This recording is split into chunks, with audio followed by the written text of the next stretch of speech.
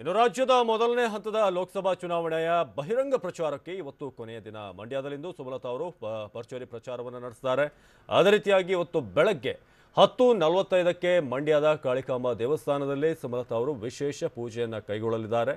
ಪೂಜೆ ಬಳಿಕ 11:30ಕ್ಕೆ ಸರಿಯಾಗಿ ಮಂಡ್ಯದ ಸಿಲ್ವರ್ ಜುಬಿಲಿ ಪಾರ್ಕ್ವರೆಗೆ ರೋಡ್ ಶೋ ಕೂಡ ಇರುತ್ತೆ.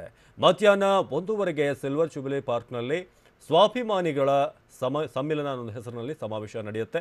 ಇದರಲ್ಲಿ ಅವರ ಜೊತೆಗೆ ನಟರು ಕೂಡ ಈಗ ಸಾಥ್ ನೀಡುವಂಥದ್ದು. ಅಂಬರೀಷ್ ಅವರ ಒಂದು ನೆನಪಿನಲ್ಲಿ ಸುಮಲತಾ, ಅಂಬರೀಷ್, ದರ್ಶನ್, ರಾಕಿಂಗ್ ಸ್ಟಾರ್ ಯಶ್ ಮತ್ತು ಅಭಿಷೇಕ್ ಅವರು ಕೂಡ ಇವತ್ತು ಭಾಗಿಯಾಗ್ತಾರೆ. ಜೊತೆಗೆ ಇವತ್ತು ಅಂತಿಮವಾದಂಥ ಒಂದು ಪ್ರಯತ್ನಗಳಾಗುತ್ತೆ. ತಮ್ಮ ಪ್ರಚಾರದುದ್ದಕ್ಕೂ ಸ್ವಾಭಿಮಾನ ಅನ್ನೋ ಪದವನ್ನು ಪದೇ ಪದೇ ಬಳಸಲಾಗ್ತಾ ಇತ್ತು. ಈಗ ಅದೇ ಹೆಸರಿನಲ್ಲಿ ಸ್ವಾಭಿಮಾನಿಗಳ ಸಮ್ಮಿಲನ ಅನ್ನೋ ಒಂದು ಬೃಹತ್ ಸಮಾವೇಶವನ್ನು ಇವತ್ತು ಬಹಿರಂಗ ಪ್ರಚಾರದ ಕೊನೆಯ ದಿನ ಒಂದೇ ವೇದಿಕೆಯಲ್ಲಿ ಸುಮಲತಾ, ಅಂಬರೀಷ್ ಅವರು, ದರ್ಶನ್ ಅವರು, ಯಶ್ ಅವರು, ಅದೇ ರೀತಿಯಾಗಿ ಅಭಿಷೇಕ್ ಅವರು ಕೂಡ ಈ ಒಂದು ಸಮಾವೇಶದಲ್ಲಿರ್ತಾರೆ.